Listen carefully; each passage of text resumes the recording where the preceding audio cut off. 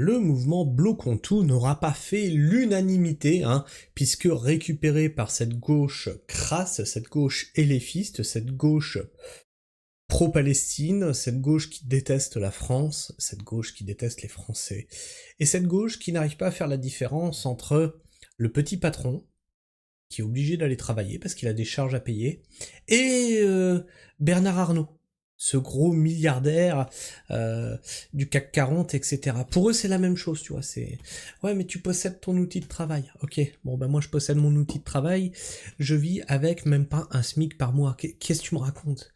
Mais allez vous faire cuire le cul. Au bout d'un moment, vous êtes complètement déconnecté de la réalité. Et c'est ces mêmes personnes qui crachent sur les petits patrons, les petits artisans, qui ont du mal à boucler les fins de mois, qui ont 60 à 75% de leur chiffre d'affaires qui partent dans les charges. C'est ces mêmes personnes qui les détestent, qui profitent des aides de l'État, du RSA, du chômage, de ceci, de cela, qui sont pris sur le fruit de mon travail, le fruit de notre travail, et qui voudraient les empêcher d'aller travailler. Donc les empêcher donc de payer leurs charges, donc les empêcher de te payer. Vous avez une logique de malade mental en fait. Et les grandes gueules n'ont pas raté l'événement pour leur tomber dessus. Vous avez discrédité le mouvement, bien sûr que les médias n'attendaient que ça pour jouer sur la division des Français, et vous avez fait exactement, les gauchistes, vous avez fait exactement ce que l'État attendait de vous. Bon toutou, vous êtes des bons toutous.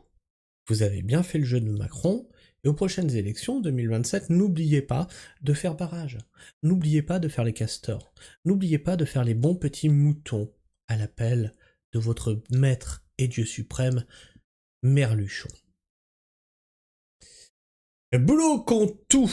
Vous êtes bloqué ou bloqueur? Le ras-le-bol de Didier Giraud. Les gens qui brûlent des poubelles, ce ne sont pas les artisans et les entrepreneurs. Ceux-là, ils essaient d'aller au boulot pour payer leurs charges.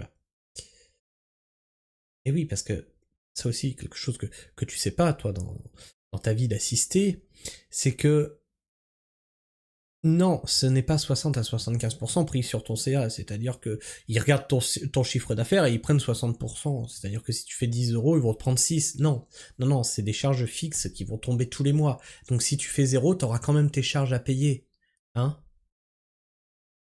C'est comme ça que ça marche. Et des fois, c'est des énormes charges. Plus les frais de fonctionnement, l'électricité, l'essence, etc., à payer. Et après, il te reste ton bénéfice dans lequel il faut que tu te tires un salaire. Mais tu dois pas prendre tout le bénéfice, parce qu'attention, il faut aussi faire tourner après la boîte, faire des réparations si jamais, tu vois, t'as un véhicule qui tombe en panne, ou t'as besoin d'acheter du nouveau matériel, etc., tu vois. Mais bon, ça, quand on est un assisté de la vie, ça, on a du mal à le comprendre. Comme quand moi, je suis en train de faire les foins jusqu'à 9h du soir, des mecs qui sont à l'apéro et qui me regardent passer, il y en a quand même de plus en plus. 9h du soir, c'est normal, mon poulet. Ça, je le constate. Non, mais enfin... Oui, enfin là, l'autre, il a raison, à 9h du soir. Les agriculteurs, on a une vie un peu différente aussi. On a une vie qui... Beaucoup ne l'ont pas. C'est comme rentrer dans les ordres religieux. C'est tu vas dédier ta vie à nourrir les autres. Tu vas te faire des journées de 10, 15 heures quand c'est les grosses journées. Effectivement qu'à 9h le soir, les gens sont à l'apéro, c'est sûr, ça faut pas leur en vouloir, mais c'est nous qui avons choisi notre métier. Par contre, empêcher les gens d'aller bosser, parce que là c'est pareil, les agriculteurs, il y en a combien qui viennent les emmerder pour pas qu'ils aillent moissonner, parce qu'on est dimanche, pour pas qu'ils aillent labourer, parce que ça fait de la poussière, etc. Ça, c'est révoltant. Comme quand moi, je suis en train de faire les foins jusqu'à 9h du soir, des mecs qui sont à l'apéro et qui me regardent passer, il y en a quand même de plus en plus. 9h du soir, c'est normal, mon poulet. Ça, je le constate. Non, mais enfin, 9h, voire le reste de la journée, quoi. Et à un moment donné, les gens qui sont en train de brûler des poubelles, là, ceux qu'on voit en train de brûler des poubelles, c'est pas des gens qui sont artisans, qui sont entrepreneurs, c'est pas ceux-là. Parce que ceux-là, ils essayent d'aller au boulot malgré tout pour payer leurs charges, quoi. Oui, mais jusqu'à voilà, on en est là aujourd'hui. Toulouse. Ouais, une deuxième vidéo des grandes gueules. Je crois que j'en avais mis 2 de côté. Ouais, j'en ai mis 2 de côté. Mouvement Bloquons tout, Quentin, artisan menuisier au 32-16. Ce sont des retraités, des jeunes. Moi je bosse, je vais mettre 3 heures pour faire 40 km. J'avais rendez-vous à 9 heures, le pays est à l'agonie. Allez bosser, la vie c'est dur, mais va bosser. Alors on va écouter ce qu'il nous dit. Franchement, j'ai pas envie d'être médisant, mais bon, c'est le monde d'être des gens qui travaillent. C'est des retraités, c'est des jeunes, c'est triste, quoi. Et c'est là où c'est de la folie, parce que à la base, Nicolas qui paye, c'est lui. C'est cet artisan-là. Ce mouvement a été lancé par Nicolas. Donc cette personne-là. Ceux qui payent. Et à la fin, ceux que tu retrouves qui se sont réappropriés le mouvement, c'est des personnes qui profitent des largesses de l'État, qui sont au RSA, qui sont chômeurs, qui sont étudiants, qui sont retraités. Alors attention, hein, c'est pas parce que t'es retraité que je te déteste. Je pense que l'État joue justement bien là-dessus pour nous diviser, et je ne tombe pas dans ce piège-là. Mais il est vrai que ce qu'on constate, c'est qu'à la base, c'était lancé par Nicolas, celui qui paye, et à la fin, c'est récupéré par ceux qui touchent cet argent de l'État, donc de ceux qui sont taxés par ceux qui taxent Nicolas, qui veulent encore finalement plus taxer Nicolas, et lui envoyer la facture de la casse.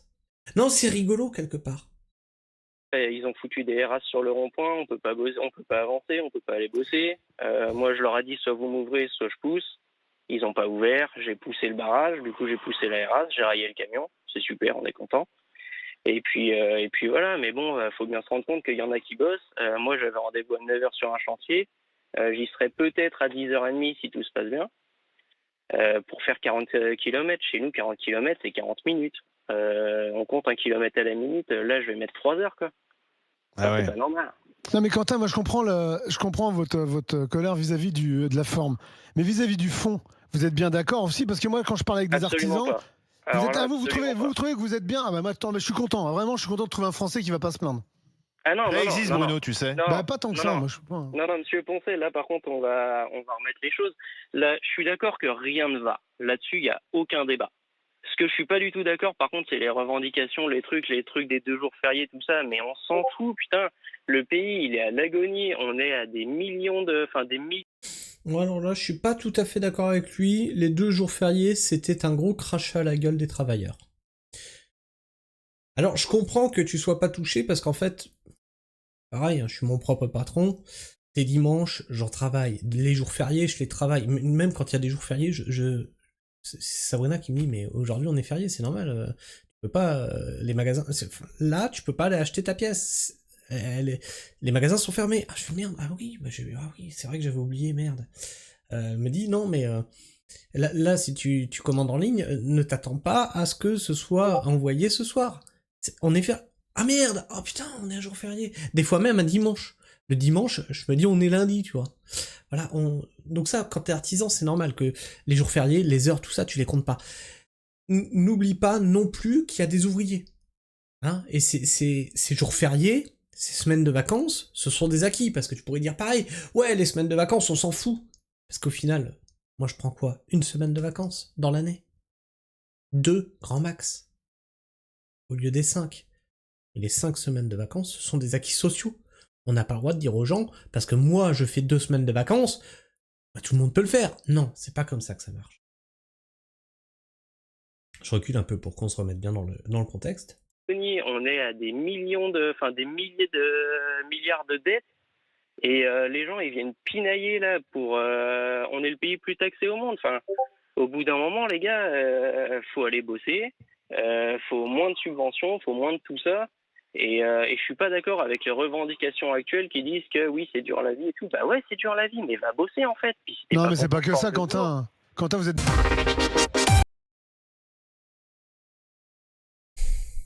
On va voir ce qui se dit dans les commentaires. Le type, il débarque, qui sort de sa grotte. T'étais au courant que le 10 allait être la merde dans le pays. Mais toi, t'es un beau fils de pute aussi. Le mec a des charges à payer! Pourquoi tu prends des rendez-vous pour aller bosser? Non mais t'es complètement con! Pourquoi tu prends des rendez-vous pour aller bosser? Mets-toi en télétravail ou prends une journée de repos. Non, c'est incroyable. Il est menuisier, il télétravaille comment? Il pose ses poutres à distance? Il va poser sa charpente et sa volige à distance?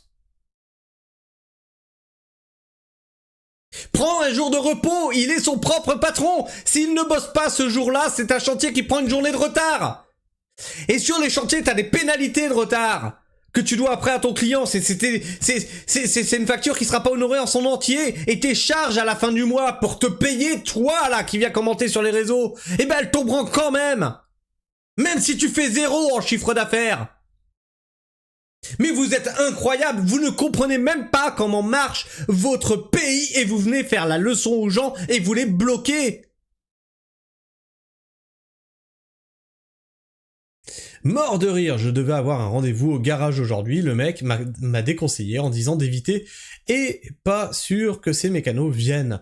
Donc j'ai annulé. J'ai pas été bossé, pourtant je suis artisan, parfois il y a des choix à faire, c'est dur pour nous tous. Si tu peux te permettre de pas aller bosser, moi ce matin j'étais au boulot parce que quoi? Bah oui, j'ai des animaux, tu vois, à nourrir, j'ai des plantations à m'occuper. Et tu sais quoi? Je vais t'apprendre un truc. C'est-à-dire que si je vais pas nourrir mes animaux, tu vois, bah ils crèvent. C'est con ça. Hein. Si je m'occupe pas de mes cultures, la nature elle est pas en pause. Hein. Ah non, elle continuera à faire pousser de la mauvaise herbe, elle continuera à envoyer des ravageurs. Elle continuera à, si t'as pas arrosé tes serres, à faire crever parce que, parce que manque d'eau, oui, voilà, il fallait venir travailler aussi. La nature est une pute, hein. Elle s'en branle de tes humeurs. À un moment, faut arrêter, ne serait-ce qu'une journée, parce qu'il faut leur rappeler que le peuple décide. Oui, mais on est tous tenus par justement ces foutus impôts. Alors moi je veux bien, tiens, tu sais quoi, tiens, on va jouer à un truc. C'est-à-dire que là, tous ceux qui disent, ils ont qu'à pas aller bosser. Vous payez ces charges pendant une journée. Ah, je suis sûr que vous allez kiffer. Ah, vous allez kiffer. Vous avez pas idée à quel point c'est élevé. S'ils avaient tous réfléchi comme ça en mai 68, n'aurait pas existé. Alors mai 68, faut arrêter aussi. Hein. Mai 68, c'est un épiphénomène qui n'a concerné que des bobos de merde sur Paris. Hein? Dans les campagnes, mai 68, ça n'a pas existé. D'accord?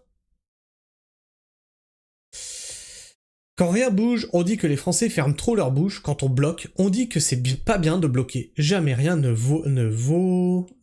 va. Faut pas s'étonner d'avoir un pays dans cet état. Le mouvement Nicolas qui paye, bloquons tout, c'était de rester chez soi. Pas de faire chier les concitoyens. Vous êtes vraiment des baltringues. Sale temps pour le commerce parisien, c'est 2 journées de recettes perdues. Qui va payer les charges et les salaires? Voilà, quelqu'un qui réfléchit avec sa tête. Ce menuisier manie bien la langue de bois. Mais putain, c'est incroyable. Moi, non mais je supporte plus les gens en fait. On vous a enlevé le cerveau à la naissance ou quoi? Je veux dire, le film Idiocratie, c'était censé être une critique de la société. C'était pas censé être une prévision de ce qui allait se passer. Vous êtes complètement teubés aux réseaux sociaux, c'est incroyable. Vous êtes merveilleux de débilité. Alors, je parle pas pour tout le monde, hein, notamment sur cette chaîne, si tu es là, c'est quand même que tu apprécies le contenu qualitatif. Mais je suis désolé quand je regarde autour de moi, mais putain, mais je vois des imbéciles. Mais des imbéciles. Hier, je traitais en short les gens qui allaient le 9 septembre faire leurs courses pour prévoir le 10 septembre. Alors on m'a dit dans les commentaires, mais ouais mais Christophe, faut bien comprendre, les gens ils vont pas arrêter de manger. Ça fait 2 mois que le mouvement, on le dit qu'il va avoir lieu le mouvement. Ça fait 2 mois. Vous aviez 2 mois pour faire des stocks, des réserves, des machins. Non, c'est la veille pour le lendemain. Incroyable. Donc on dépense pas le 10, mais ce qu'on n'a pas dépensé le 10, on l'a dépensé le 9. Non mais bravo. Bravo, félicitations. Alors effectivement, comme vous dites dans les commentaires, là, que je vois, là, les gros débiles, ouais, y a rien qui va bouger, parce que vous êtes des putains de moutons abreuvés par ce système, et vous ne voulez pas que ça change en réalité. Vous bougez pour donner une impression que vous êtes mécontent, mais si jamais on vous enlevait tout ce dont l'État vous abreuve, vous seriez bien malheureux en réalité. Vous seriez bien malheureux. C'est-à-dire que demain, l'État arrête de verser ce qu'il verse. C'est-à-dire qu'il arrête de verser les retraites. Il arrête de verser la CAF. Il arrête de verser le RSA. Il arrête de verser le chômage. Toutes les aides, quelles qu'elles soient. J'avais hier un commentaire intéressant, qui, justement, à tel point on est abreuvé qu'on s'en rend même plus compte. C'est quelqu'un qui me disait, moi je veux bien aller acheter en local, mais est-ce que les producteurs locaux prennent les tickets resto? D'où vient le ticket resto? Qui l'a financé? Ça aussi, ça disparaît. Ça fait partie du système. La sécu, paf, ça disparaît. Ça veut dire que tes soins, bah, tu vas les payer plein pot. Alors dans le système, il y a des choses à conserver. Mais arrêtez de dire, de nous faire croire que les gens peuvent s'empêcher d'aller bosser. C'est pas possible, en fait, pour certaines personnes, d'arrêter d'aller bosser. Ils arrivent même pas à boucler les fins de mois. D'accord? Donc il y en a, c'est un besoin vital. Et la plupart qui sont dans la rue, qui disent que le gouvernement les taxe trop, c'est ceux qui profitent des aides. Mais c'est ceux qui profitent de ce qui tombe de l'État. Oui, il faudrait revoir l'intégralité du système économique, l'intégralité du système politique. Mais en fait, là, vous avez fait le jeu du système. Vous avez fait le jeu du système. Je sais pas ce que tu penses de tout ça, n'hésite pas à me partager ton avis, ton opinion dans l'espace commentaire, à t'abonner si tu es encore là en fin de vidéo, et à partager. Bien entendu, tu peux aussi liker et booster cette vidéo, ça lui permet d'être plus présente dans les algorithmes de YouTube. Sur ce, moi je vous fais la bise, prenez soin du sol, et restez pragmatiques. Ciao.